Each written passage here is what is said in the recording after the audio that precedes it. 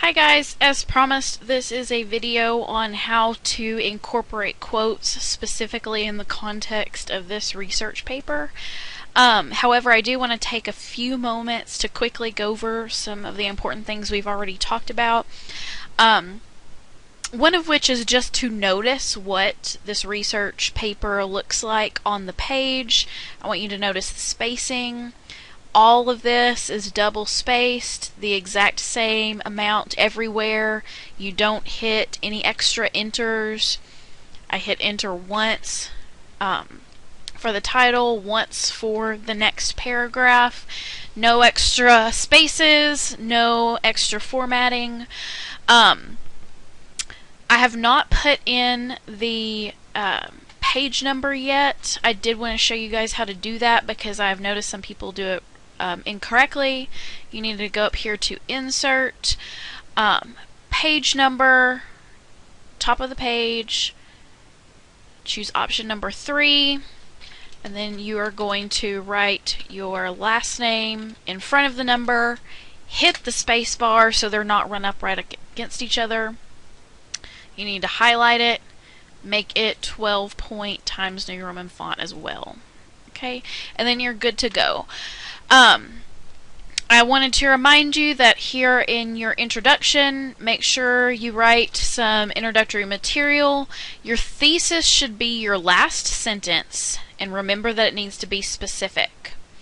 So the example I've given here is that J.R.R Tolkien made many contributions to literature, such as blank, blank, and blank. I'm not filling those in, that's up to you, but you need to have specific details about what the contributions are, or if your paper is about influences, what those influences are. You need to address those details in each specific paragraph. Okay, so moving on to this first body paragraph, notice that the first sentence is a quote. It's a quote standing by itself.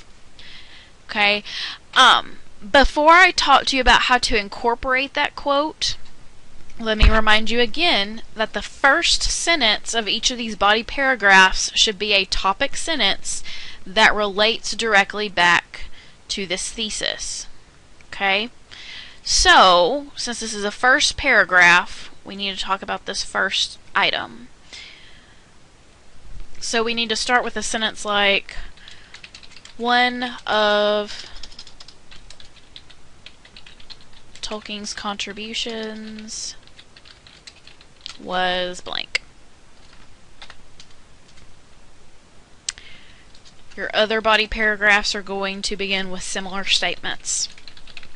Another contribution was blank, and something like, I don't know, Tolkien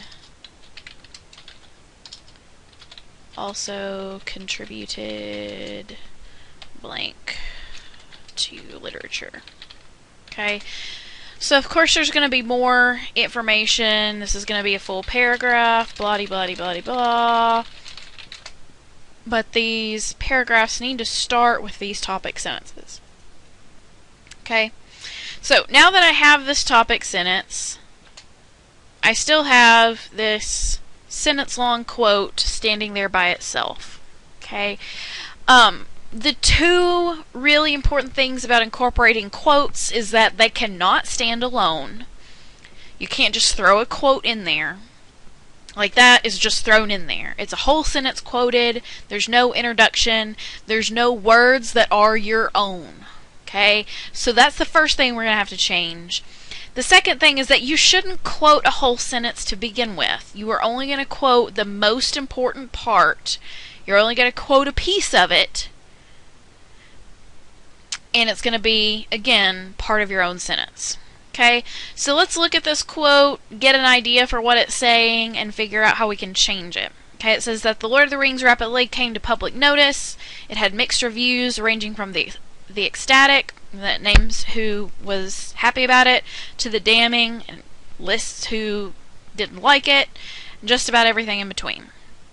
Okay, this sentence right here is going to be really easy to put in your own words. It's not super special wording, so we're going to get rid of that.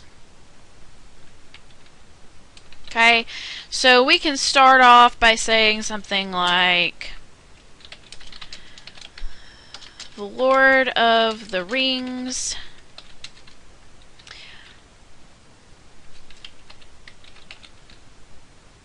became quite popular. However, it was met with mixed reviews, ranging from ecstatic to damning. And then this just about everything in between is not really necessary because we've already said it's from great to awful. So we're going to take that out.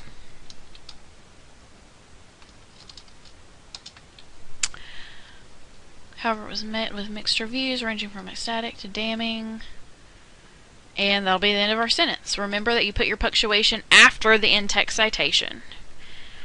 You always have... Whoops, not there. You always have to have an in-text citation immediately after a direct quote.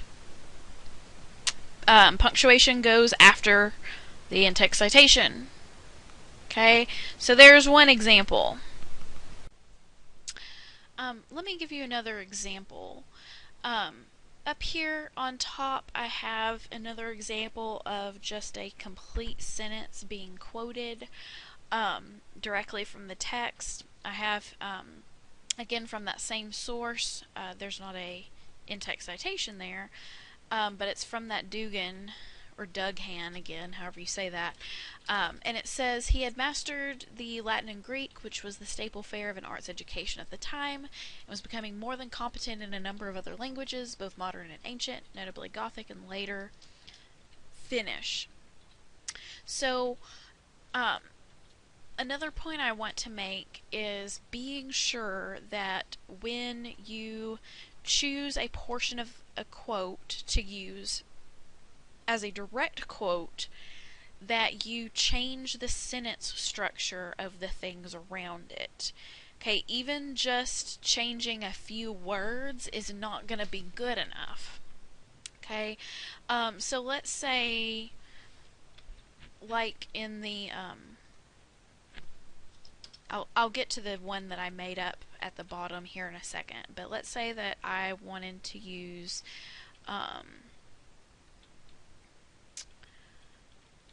was the staple fare of an arts education at the time. Okay.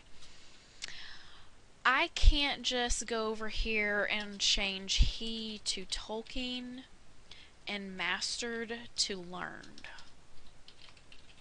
Okay. That is still essentially the same sentence structure. I just used different words. Okay. So this right here is not okay. If you look down here at the example I gave, I completely changed the order of information and the structure of the sentence. I didn't start with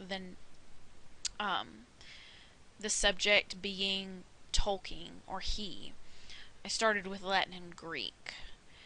I stated Latin and Greek were staple fare of an arts education at that time.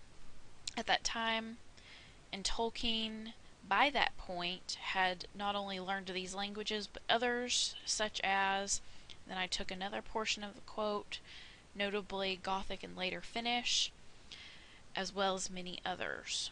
Okay, so really take a look at that, at how the sentence structure, the order of information is different. The pieces of the sentence that aren't the quotes really are my own words, my own creation. It does sometimes take a minute to come up with the best way to restate these types of things. Okay, it took me some actual thought I had to really process and think about how can I say this differently. Okay, so make sure that you don't just change a few words and use the same sentence structure. That would still be considered plagiarism. If you're going to use just a portion of the quote, you need to make sure that the rest of it, the parts that aren't quoted, are summarized, paraphrased in a way that it is really your own voice coming out and it really is a creation of your own.